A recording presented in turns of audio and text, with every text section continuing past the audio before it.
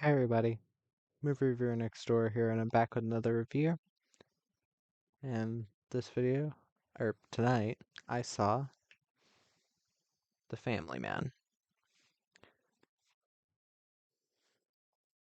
I'm gonna try to get the camera to stay that way.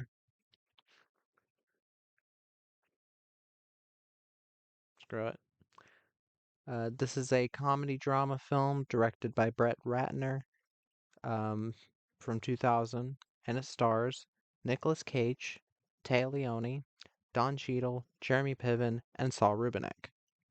In this film, Jack's lavish, fast-paced lifestyle changes one Christmas night when he stumbles into a grocery store holdup and disarms the gunman. The next morning, he wakes up in bed lying next to Kate, his college sweetheart he left in order to pursue his career, and to the horrifying discovery that his former life no longer exists. As he stumbles through this alternate suburban universe, Jack finds himself at a crossroad where he must choose between his high power career and the woman he loves. So, what did I think of The Family Man? Well, kind of watched this randomly because my mom wanted to. I had never seen it. She had. And I really enjoyed it. Um, I think Nicolas Cage and Téa Leoni work together very, very well. And I thought overall it was just a very well done movie. And I'm surprised not more people know about this. And I wonder if part of it may be that it seems a lot of people hate Brett Ratner, the director, but I'll get into that. Let me get to the cast.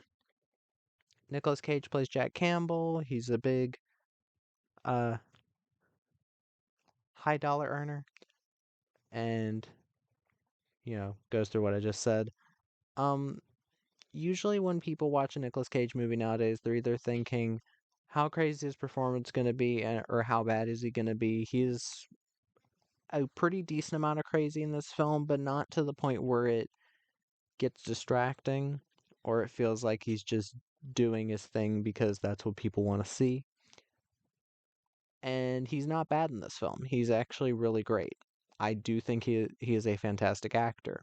Yes, he has his low points. Every actor does, but I do think he's really damn good in this. Um, Tay Leone plays Kate Reynolds, his high school sweetheart or college sweetheart. I have never seen much with her. I know she's in Deep Impact. I know she's in the first Bad Boys. Um,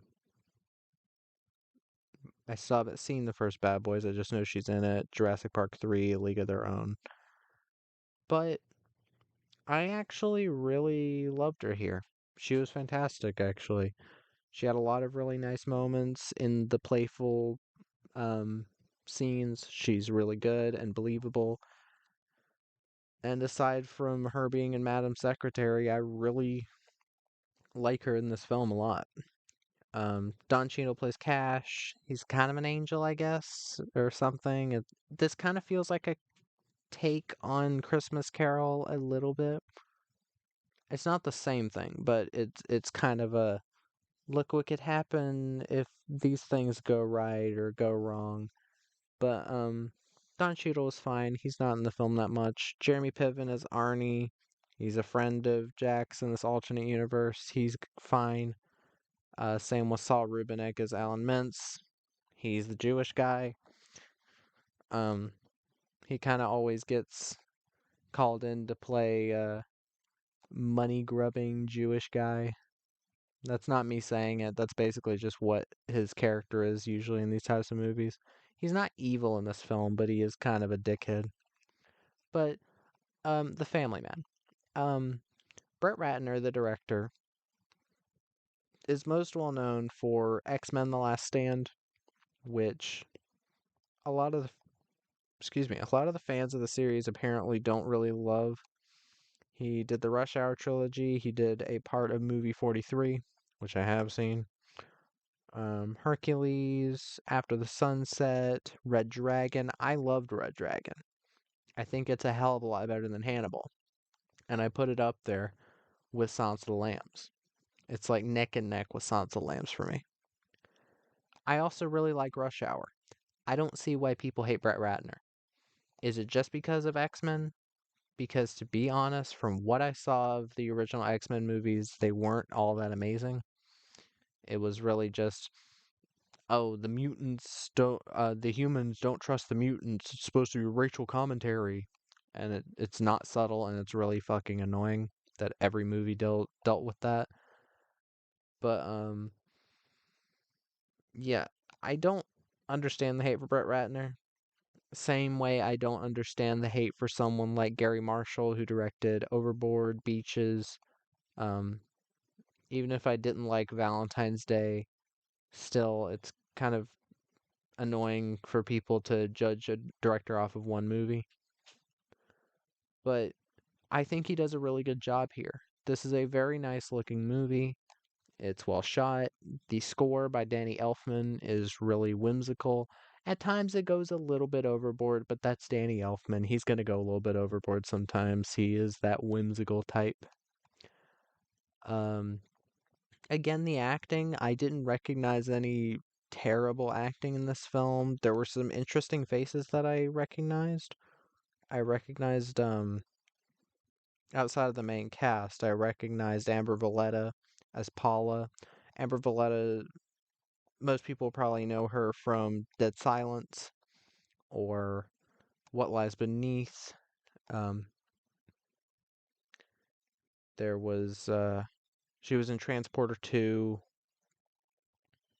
Gamer, Premonition. She kind of almost always plays either the kind of model looking wife, or she's kind of just the slutty neighbor that's like, oh, I want to have sex with the main character. That does happen a lot. Um, Also, Mary Beth Hurt, recognized her in this, but other than that, like, oh yeah, and there's two actors in this film from Saw. There's Mackenzie Vega, who played, yeah, who played Lawrence Gordon's daughter, and there is, where is he in here?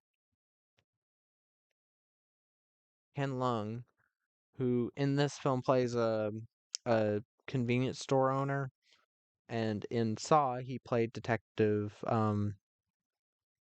Singh.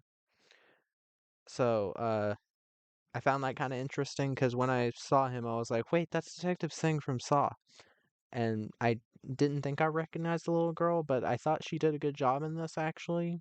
Mackenzie Vega, she did a good job in this. Um, Good child actors used to exist, and I remember her being good in Saw as well. And given that film was quite low budget, I'm impressed. But yeah, what you have here is a very well made comedy drama with some fantasy elements because he's experiencing the life he never got to live. It's not anything super original, but the execution outweighs the need for originality at times. You can have a 10 out of 10 movie, like a lot of people nowadays are saying John Wick is a 10 out of 10 movie, not because it's original, but because of the execution. And while I agree in certain respects on John Wick, and even I'll have to redo my reviews for that series, but I don't think the first John Wick is a 10 out of 10 action movie. I just don't. It's at the very least a 9, but I don't think it, if it used squibs, like actual blood squibs, no CGI, went full practical, yes, I'd give it a 10. The CGI blood does not look that good. That's about all I'll say on that right now. But again, this is a Nicolas Cage performance where it's very balanced between the crazy and the normal, and I like that. I don't like it. I usually don't care for it when he goes insane just to go insane. There are performances of his that I've liked where he did that. There was Vampire's Kiss, and while I don't love the movie itself, I can at least give him credit for the performance because it is a very brave performance. Um, and it lightens up what otherwise would be just kind of a meh movie, to be honest. Um, What else? Um, Again, Taya Leone is really damn good in the film. She almost outshines Nicolas Cage at many times because Nicolas Cage is really good. He does have some moments where he seems a bit like out of it, and I understand it's kind of what his character's supposed to be going through at that time. He's supposed to be kind of out of it. But there are times where he'll sit down in a chair and just look kind of bored at times. And I'm not saying he's doing a bad job. I just think Taya Leone is really just stealing the show here at a lot of points. Um, but yeah, I'm glad I watched this. There's not a lot I'm gonna have to say about it. Um, Other than I hope other people will watch it. It seems to be getting pretty decent reviews on Letterboxd. It has a 3.2 out of 5, which I consider usually decent. Usually movies 2.5 and up, I think people usually really like. It's a bit different from IMDb because almost never on Letterboxd do you see films above 4.0, but that's kind of the same for IMDb as well. But 4.0 out of 5. But yeah, I hope that other people will watch this film and get the same experience I did. It passed my test of did it make me cry? I didn't full on cry. I cried a single tear or whatever, but it was a very impactful scene. Um, Builds up well. Even though it is 2 hours and 5 minutes, it never felt that long. There was a natural progression of the story, and it never felt manufactured. It felt like there was true heart and care throughout. So yeah, hope everybody enjoyed my review of The Family Man. If you've seen the film and want to let me know what you thought about it, put that down in the comments. If you have any recommendations, put those in the comments as well. And movie reviewer next door, out.